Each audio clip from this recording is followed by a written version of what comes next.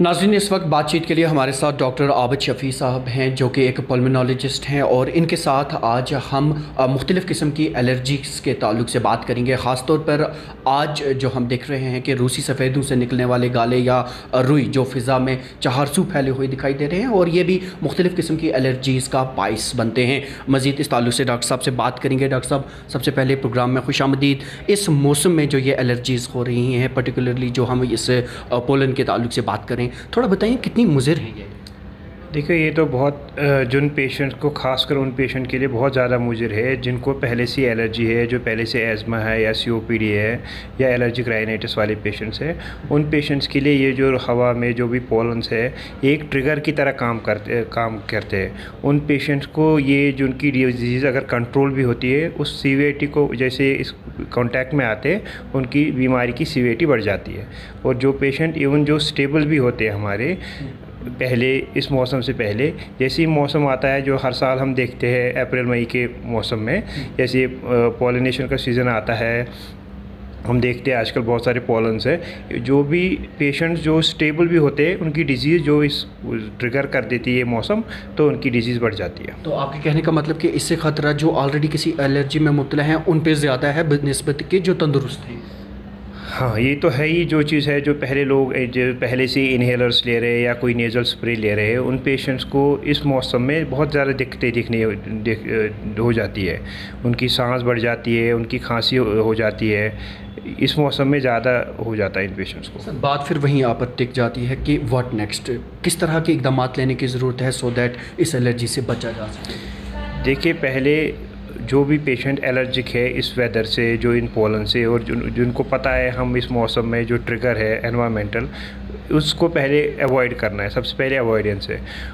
दूसरी चीज़ है, जो वो मेडिकेशन ले रहे हैं उनको एडहेयर करिए अपने मेडिकेशन के साथ। जैसे कोई इन्हेलर ले रहा है, उनसे एडहेयर रहे। नेज़ल स्प्रे कर रहा कोई, इन मेडिकेशन से एडहेयर रहे।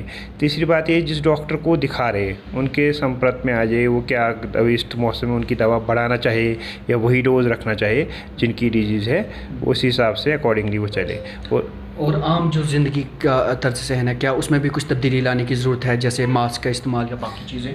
देखिए, मास्क तो ज़रूरी है। आप देख रहे हैं आजकल हम बाहर जा रहे हैं, बहुत सारे पोलन से ये खासकर ये जो रुई है हवा में बहुत सारी है, हर जगह को मिल रही है हमें। इससे बचने के लिए पेशेंट्स को मास्क पहनना बहुत ज़रूरी है। और जिस चीज़ से जैसे उनको ज़्यादा दिक्कत है, वो चीज़ अवॉइड करें इस मौसम में। सर, ये फ़र्क कैसे हो कि नॉर्मल एलर्जी है या पोलन एलर्जी है? कौन से ऐसे सिम्टम्स हैं जिनसे इनमें डिफरेंस किया जा सकता है? देखिए, टू डिफ्रेंशिएट तो बहुत मुश्किल है किसी डिजीज़ को, मतलब कि इस वजह से उस मगर पेशेंट को पता होता है कि इस मौसम में मुझे दिक्कत ज़्यादा बढ़ती है। बहुत सारे पेशेंट कहते हैं हमें कि भाई जैसे ये मौसम आता है हमारा, तो हमारी जो बीमारी जो अगर कंट्रोल भी थी अब बढ़ गई इस मौसम की वजह से, जैसे पोलन आ गया। तो ये तो इस मौसम में बस एक ही एहतियात बरतना चाहिए, प्रॉपर मास्क पहनना चाहिए, अपनी मेडिकेशन जो ले रही है उनको प्रॉपर यूज़ करना चाहिए, स्किप ना करे कोई मेडिकेशन इस मौसम। अक्सर हमने सर ये देखा है ना, जब भी इस मौसम में या एलर्जी हो गई या ज़ुकाम हो गया तो हम खुद दुकान पे जाके सिट्राज़िन ले ली या इस तरह की कोई चीज़ें ले ली तो खुद से दवाई ले लेते हैं। क्या ये सही है? देखो, खुद से दवा लेनी कभी भी सही नहीं होती, क्योंकि कभी कभी ये अननेसेसरी एंटीबायोटिक्स लोग लेते हैं जबकि एंटीबायोटिक्स की ज़रूरत नहीं होती है। तो उस वजह से क्या होता है, रेजिस्टेंस बढ़ने का ख़तरा हो जाता है। और जब तक वो एक डॉक्टर के कॉन्टैक्ट में आते हैं तब तक उसने वो बेसिक सब एंटीबायोटिक ली होती है। तो फिर डॉक्टर को अगर एंटीबायोटिक की ज़रूरत होती है उस टाइम, तो फिर हायर डोज पे जाना पड़ता है। इसीलिए सबको एडवाइस है, कोई एंटीबायोटिक्स की ज़रूरत नहीं है। अगर लेना भी है तो एक डॉक्टर के पास ही जाए, वही दिएगा तो वही ठीक रहेगा। खुद से कोई दवा नहीं लेगा कोई। जब ऐसे वक्त में किसी को इस तरह की एलर्जी की शिकायत मतलब दिखाई देना शुरू हो जाए तो अवलीन सूरत में उसे क्या करना चाहिए जब तक वो डॉक्टर के पास पहुँचे? अवलीन सूरत में यही तो कि प्रिकॉशन ले, प्रॉपर मास्क ले, और बेहतर ये कि डॉक्टर के कांटेक्ट में आए। खुद सेल्फ मेडिकेट नहीं करे कि होम रेमेडीज़ जो करते हैं लोग, खुद ही दवाई ले लेते घर पे, वो नहीं करे। बेहतर ये कि किसी भी जो उनके आसपास डॉक्टर है जो इसके पास वो जाते हैं, और जिस मतलब अगर पल्मोनोलॉजिस्ट है या किसी और डिब्बे में, वो उस डॉक्टर के कॉन्टैक्ट में आए। और इस मौसम में बच्चों और ख़ासकर जो हमारे घरों में बुज़ुर्ग हैं, उन्हें क्या कोई ख़ास इक़दाम लेने की ज़रूरत होती है? देखिए, यही बोलेंगे आप कि हेल्दी डाइट लीजिए, जो होम बेस्ड फूड्स है वो करें यूज़। ये जंक वंक तो अवॉइड करें, और जो फ्रिज के आइटम्स है बस और ये मास्क वास्क पहन लीजिए, और अपने मेडिकेशन है वो प्रॉपर ले लीजिए। अक्सर लोग ये कहते हैं कि इसमें गर्म पानी का बकसरत इस्तेमाल करना चाहिए, क्या ये दुरुस्त है? देखिए गर्म पानी तो ऐसा कुछ देखो एलर्जीज ऐसी चीज़ है जिसको गर्म पानी से ऐसा कुछ नहीं होगा कि वो ठीक हो जाएगा। बस एक थोड़ा सा सिम्टोमेटिक रिलीफ होता है अगर एक नॉर्मल लेता है, और ऐसा कुछ इम्प्रूवमेंट नहीं होगा उससे।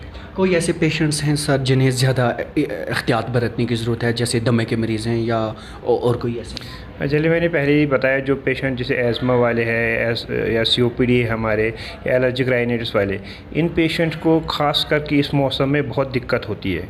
इनकी डिज़ीज़ जो पहले स्टेबल होती थी, जैसे मैंने पहले ही बताया, वो अनकंट्रोल हो जाती है। पेशेंट को बहुत सांस में दिक्कत या बहुत सारी छींकें होता है, ज़ुकाम होता है। तो उन पेशेंट्स को ख़ासकर इस मौसम में अपने डॉक्टर को एक बार विज़िट करना चाहिए, और जो वो मेडिकेशन ले रही है उनके साथ वो एडहेरेंट रहना चाहिए। जो भी ले रहे हो, इन्हेलर हो, स्प्रेज हो, और अपना मास्क प्रॉपर पहने, और एक हेल्दी फूड जो अपने घर पे होता है वो उसका। क्या इस एलर्जी से बचने के लिए कोई एंटी इन्फ्लुएंजा वैक्सीन वगैरह की भी ज़रूरत होती है? देखिए एलर्जी के लिए ऐसा कोई वैक्सीन नहीं है। जो इन्फ्लुएंज़ा होता है, जो हम अक्टूबर नवंबर में लगाते हैं इन्फ्लुएंज़ा के वैक्सीनेशन, वो तो खाली निमोनिया की सीवियरिटी के लिए लगाते हैं हम, तब के लिए।